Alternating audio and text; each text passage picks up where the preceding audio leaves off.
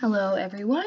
And today I am going to be talking to you about a company started in 1967 by an at the time very ambitious young 28-year-old known by the name of Ralph Lauren. Now, Ralph Lauren is one of the most recognizable names, I would say, in the fashion industry. It's known for being all American, and it is truly a household name.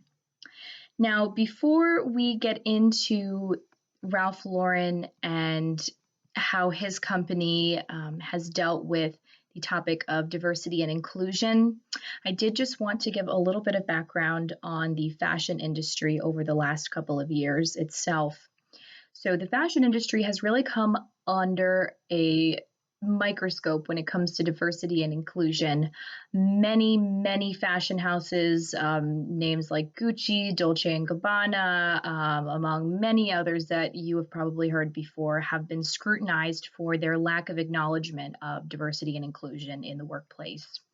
Um, Senseless things such as one of the Dolce and Gabbana shows, there was a necklace resembling a noose. The campaigns that are run by these companies, as well as employee information and surveys, really shows that some of these companies, whether it be how they're currently still operating or had once operated after making some adjustments, of course, how they had really neglected the topic of diversity inclusion in their workplace.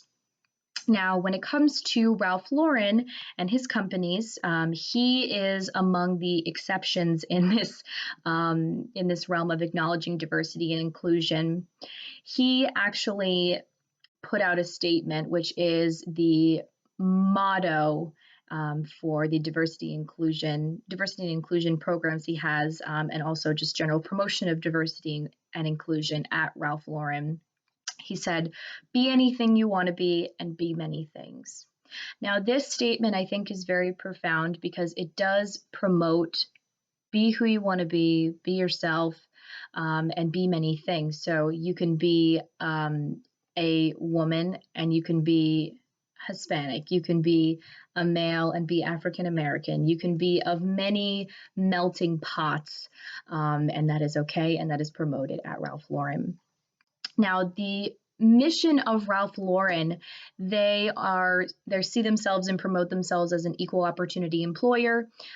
Their mission, as stated on their website in their diversity and inclusion tab, which they actually have a whole site on their page devoted to diversity and inclusion and their efforts to promote that.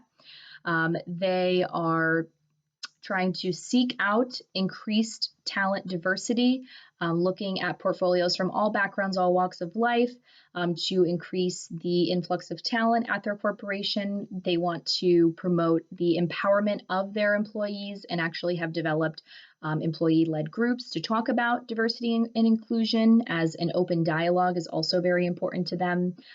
These support groups and employee-led groups allow individuals to express their thoughts, express their opinions, whatever that is pertaining to diversity inclusion, whatever's going on in the world. Also, Ralph Lauren as a company does have many diverse philanthropic and community investments made in diversity inclusion, whether that be towards minority groups or the LGBTQ plus community.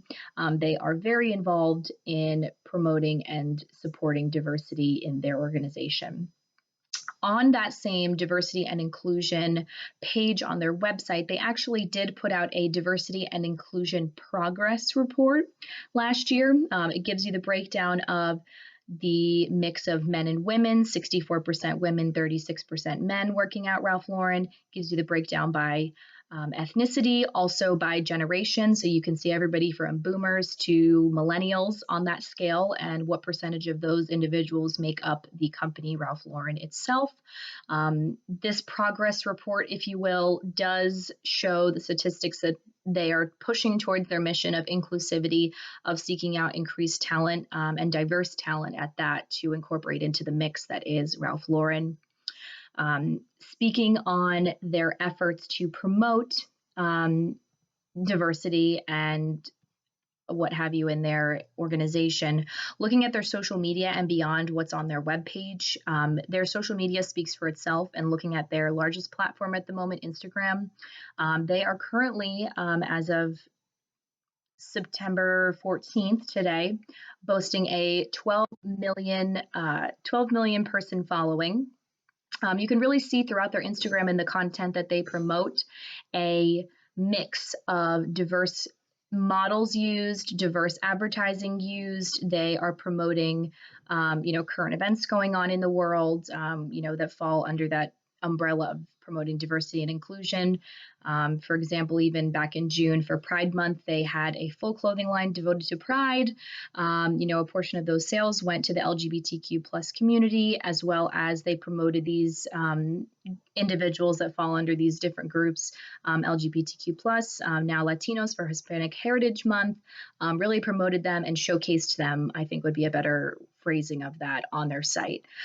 So with such a large following, they really are making an effort to promote that everyone is beautiful, everyone is included, and I think that is a wonderful thing that they are doing, and they are really setting the example under, again, an industry that is so often and so frequently been under the microscope for lack of promotion of that diversity.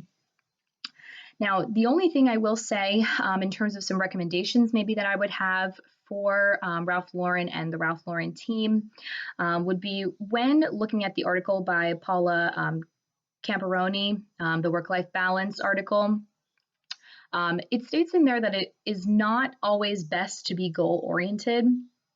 And what I'm talking about in terms of goal-oriented would be looking at their progress report that they put out.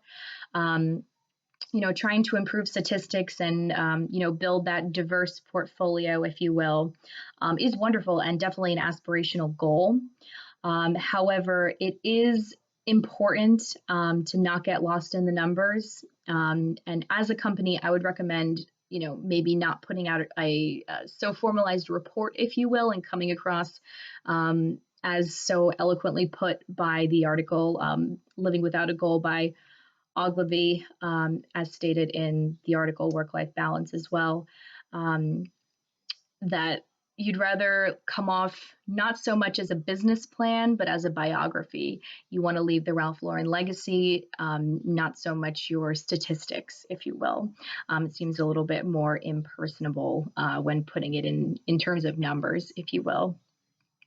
Now, in terms of the organization and what benefits the organization has from having a successful diversity program, increased creativity with that influx of diverse talent.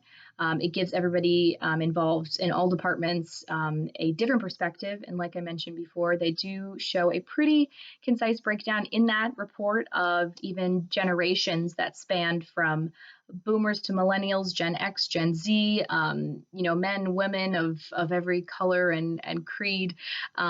They all really add to the melting pot to spark inspiration and spark creativity, which in an industry like the fashion industry, creativity is truly key in remaining on top of your game and remaining innovative.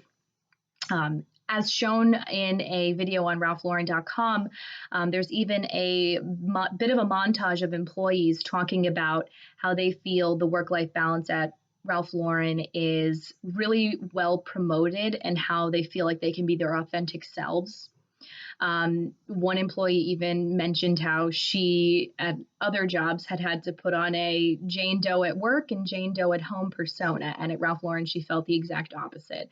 Jane Doe at work was the same Jane Doe that she was that night drinking at the bar. So the promotion of being oneself and being many things again, yet being able to still be true and authentic to yourself, even while at work, is something unique that Ralph Lauren really promotes, and I think was highlighted by many of the employees in the employee reel that's on their website. Now, again, the thing I want to know also in terms of the video that was online, as stated in the Morbarak Chapter 11 article, promoting a sense of belongingness, yet a sense of uniqueness is super important, and I think is a really big part of a successful diversity program, and is something that the company does benefit from in not only promoting a sense of belongingness with those inclusivity groups that are employee led, giving a platform and an outlet for employees to talk, but also by highlighting the individuals and the uniqueness of individuals within the organization, such as promoting employees and highlighting and spotlighting employees during Pride Month or during their Heritage Month, letting them share their stories and promote what is uniquely beautiful about each and every one. In tandem with their mission for diversity and inclusion, it is imperative to highlight everyone for being unique, but having them be encompassed in the one big Ralph Lauren family bubble, I think is something wonderful that the company promotes and that it ultimately does benefit from with the feedback from their employees. Now, looking a little bit from a PR perspective, as far as how the promotion of diversity and inclusion really can affect the company and ultimately benefit the company. There was an interview and an article put out by Vogue magazine last year about the 50th anniversary show that Ralph Lauren held last fall. And Ralph Lauren, in an interview, told a reporter, tears in his eyes, that he had accomplished everything that he wanted to in the show with its sweeping display of American diversity. He cast models of all skin tones, models of all ages. And it really was something, again, that was highlighted and celebrated in the fashion community with such that of the microscope of are you doing enough? Are you promoting enough? Are you showing a broad enough spectrum that represents everyone that supports your brand? This was something that PR loved, and honestly, the promotion of diversity and inclusion, not only in the digital aspect, but in the live show where people can see the diversity that you're putting together, really did wind up benefiting the company significantly. As far as how does the organization communicate externally about its diversity initiatives, really through social media and through advertising, again, online, not only in the space of social media in terms of your traditional Instagram, Twitter platforms, but also in the sense of promoting organizations that, in a philanthropic sense, that really mean a lot to their employees. I think that really speaks volumes about the company itself. Overall, I think that the Ralph Lauren is doing amazing things in terms of diversity.